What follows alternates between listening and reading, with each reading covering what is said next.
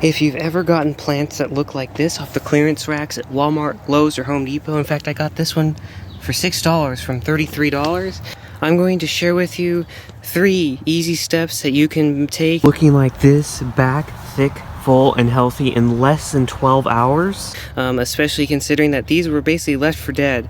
This one looked a lot worse, but the first step I'm going to tell you is immediately, as soon as you possibly can, water it. 95% of the times all these poor plants need that are on those clearance racks is just a little bit of water. I water that as soon as I got it from Home Depot, just either with a bottle of water, or if their hoses are on, go ahead and spray some water inside of the pot there, and see, that will do a lot of the work. As you can see, it's starting to perk back up, but that's not the only thing you need to do.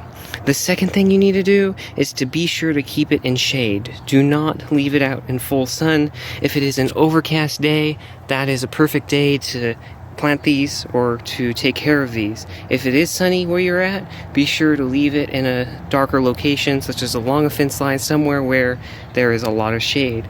And then the third thing that you can get these off to the best of starts is using a water-soluble fertilizer. I like to use a little bit of sea kelp and then a little bit of either fish emulsion or Miracle-Gro type some water-soluble, something along those lines. You can use whatever you have available.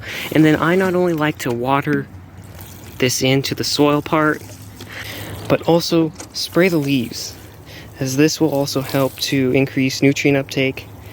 Just skip the leaves and then be sure to water the pot in very, very well. And in about a week's time, if you keep doing this, keep regularly watering, these will start to look even better. As you can see already, these are already starting to bounce back. So it is amazing what just a little bit of nurturing and what a little bit of care can do for your plants. And you can save a lot of money this way. Like I said, this thing was only $6 compared to, it used to be right there actually $35, so it was even more than what I thought it was. So it's just a quick tip that you can take into consideration.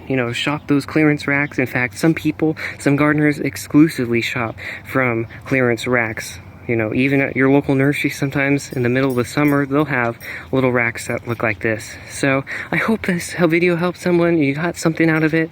But until then, you definitely have things that you want to protect, like your raised bed. So if you wonder what that thing is on my raised bed over there, be sure to check out this video next, which goes into how you can save your transplants, fruit, and vegetables from birds, squirrels, and other animals.